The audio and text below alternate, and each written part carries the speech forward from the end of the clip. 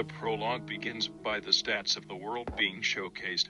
79 attempts, 315,850 casualties. These are the results of humanity's attempts to conquer the Tower of Trails. A timer is set showing when the entire world ends. This timer can only be removed if and when the final boss is defeated.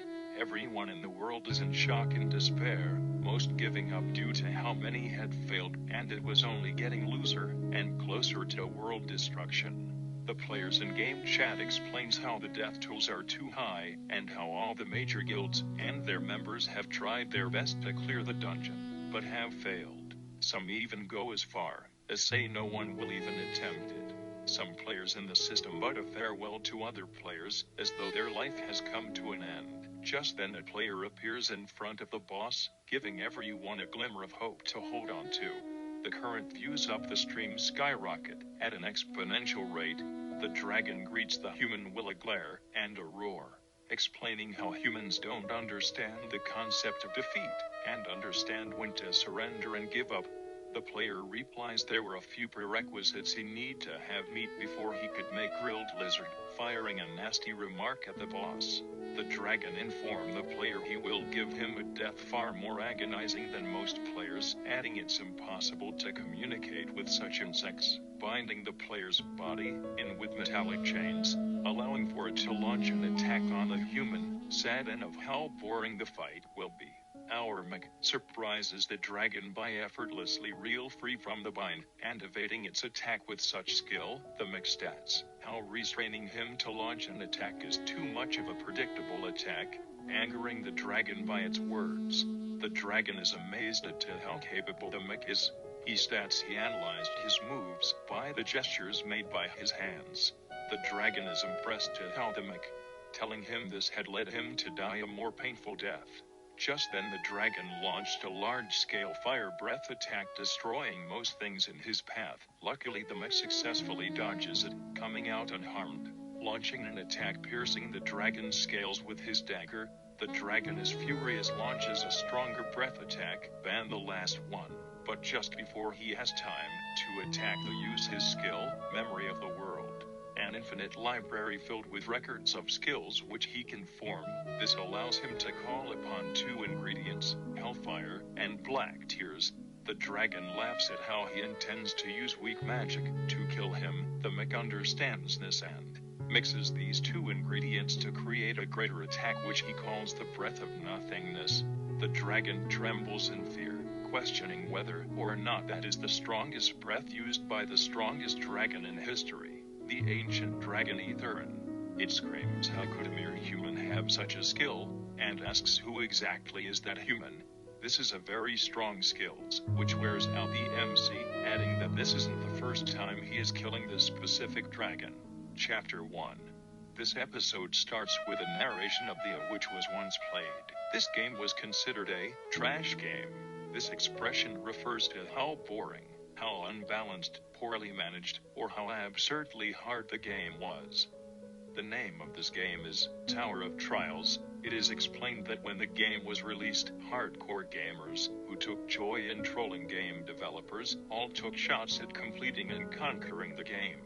It was said that these players spent a whopping 365 days, heck a whole year without sleeping or eating.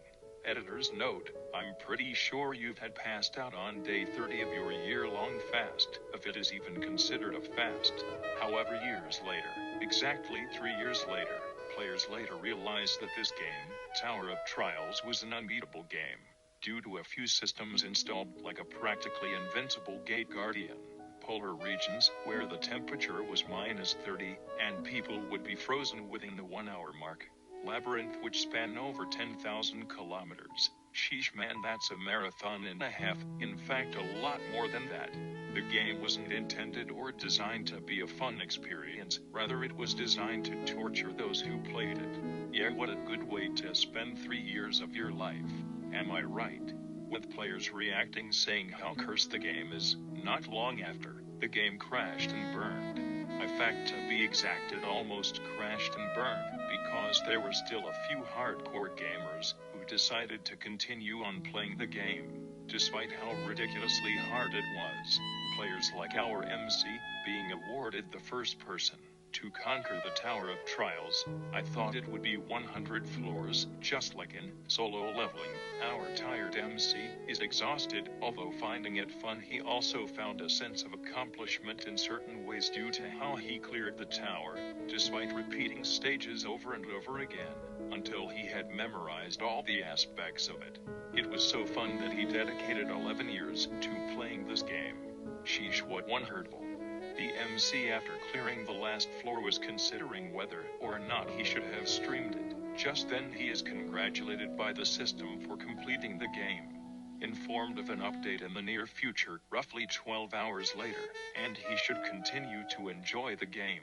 Before the update, the MC, confused as to why they are rebooting the game, figures this makes no sense since the game makes no profit, but figures they have a solid and well-structured plan, adding whether or not they rebooted, he has no plans of ever playing the game again. We are shown the MC, Earl. He plans to quit his side job as a streamer from YouTube that very same day. A bootleg YouTube. He doesn't have a family to support, but he is a 27-year-old. How he's been playing the game since age 16. He can continue to live a 500k one every month. This is equivalent to $500. Letting his trainer know he will be taking a break from working out for the time being. Reminded of the days here he was told he could make money being a professional fighter. He insisted making money is better than playing any sport right now. We are shown the MC streaming. His name is Jinhye. People complimenting how good the food looks and others claiming he is better at money's better than gaming. With a firm face he decides to tell something serious to his chat. He plays it off calling it a joke. He decides in his mind that he'll just post an announcement about it tomorrow. He goes to bed tired and possibly sick due to how much food he ate. But he gets up when he remembers he needs to upload a video of him clearing the Tower of Trials, turning on his PC. Only for him to notice that the Tower of Trials is real. The Tower of Trials did what? Watching a stream from a reporter, as he is showing the tower which had appeared before them. Jinhye is confused as to why the Tower of Trials just appeared, noting that this is the opening sequence of Tower of Trials. A notification reminds him of the first completed update of the Tower of Trials. The notification adds players must clear this tower within a 90-day period. If failed, humanity will perish. Chapter 2. As the first update of the Tower of Trials set in, the system added that players can adapt to and accept the new reality, further confirming that the Tower of Trials is indeed real. Jinhye insisting he keeps his cool, adding if the Tower of Trials really appeared he shouldn't be wasting his time here. As he heads out his house making preparations to get an item, the world may indeed come to an end, but he realizes how exciting this is as his heart is racing. He arrives at and hears the arguments of the civilians exclaiming Seoul, Busan, or not they shouldn't be in Korea at this moment, or else they die. Just then we see Jinhye descend a flight of stairs to a place called the External Region. This is the one nearest to him. The second he sets foot there, the system notifies him that he has entered an event area. He notices everyone here has played the beginning of Tower of Trials for them to know this exact location. A player notices him and calls him by his name. His name is Lee Jong-soo, and he is a partnered streamer with over 500k YouTube subscribers, a so-called successful star. At the same time, he is a rep of the company Jinhye belongs to. Jinhye asks why Jong-soo isn't streaming at the moment, replying how could he stream in these circumstances, asking Jinhye what his highest floor is in the game. Obviously he's not gonna tell him, right? Jong-soo calls him a colleague, but Jinhye is angered by this, saying these bastards tricked streamers into signing unfair contracts, saying the more they streamed the further in debt they were, also adding their protests were snuffed out by the company's law firm. In the end, all the colleagues he was close with, those who started with him from rock bottom, all left one by one. Jong-soo acts nice and polite, as he asks for Jinhye's assistance, saying he will give him a better contract if he helps him out. Jinhye responds saying, the world has changed as he punches him in the face, insisting he stops talking to him. The punch he landed felt great.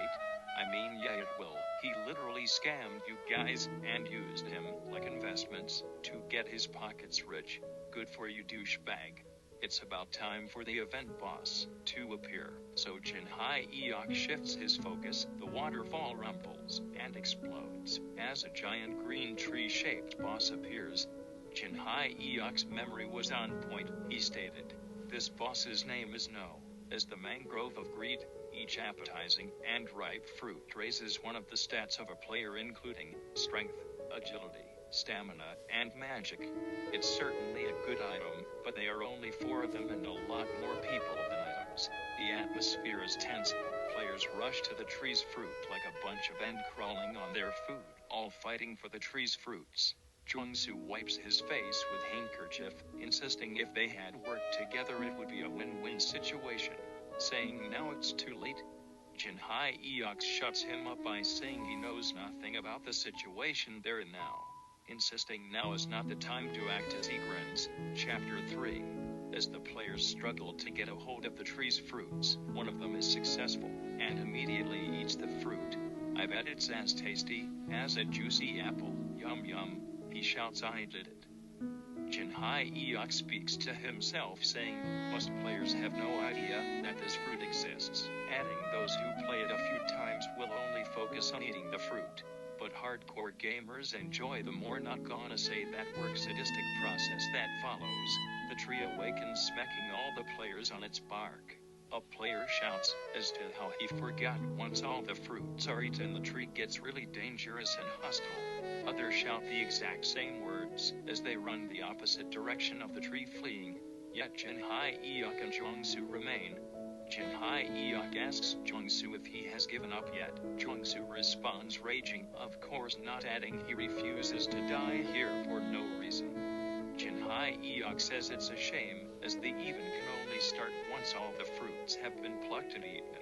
Jungsu wonders how that's the case. Jinhai Eok asks if that wasn't the case, why would he still be here? Jungsu thinks to himself, as he wondered why Jinhai Eok's aim wasn't the fruit. Jungsu, deciding to work with Jinhai Eok, asks the next plan of action. He replies saying they have to get closer, moving one by one will make them easy targets, insisting they approach then from different angles. Of course that bastard won't listen, and try to let Jinhai Eok die. We can all see it coming. Jungsu asks if Jinhai Eok wants to distract it. He warns Jungsu that the moment they hesitate it's all over. Jungsu assures him that he too played this game for a while also. Jinhai Eok rushes to the boss, calling Jungsu to do likewise. Jungsu follows his lead. The boss gets ready to rumble. Okay, that's cringe, let's try that again. The boss gets ready to attack, moving its bark towards the direction of the players. Jinhai Eok wonders where Jungsu is. Jungsu exclaims how Jinhai Eok is an idiot for believe it he will participate, and cooper with him, claiming he will be the bait. Of course Jinhai Eok has it all planned, being grateful for Jungsu's incompetence, adding that his personality hasn't changed. Jinhai Eok is successful at dodging the boss's attacks, saying in his mind that Jungsu lies the one who is bait, as the tree's roots steadily wrap around Jungsu. He screams, begging for Jinhai to help him. He responds saying why should I, adding if he has a problem he should go ahead and sue him with his hotshot lawyers. Just then Jungsu is crushed by the boss's root attack. I won't lie, that's tough, bro. As the tree aims its attack at Jinhai Eok, he reads the branch's movements and dodges yet again. The branches collide with each other, doing damage to the main body. This results in the heart of the tree being exposed.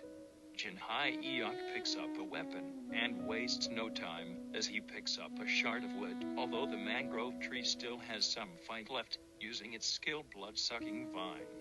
Jinhai Eok easily counters the attacks. Although he sustains some damage to his face, he still presses on, insisting he can't fret, as he has already played this event several times.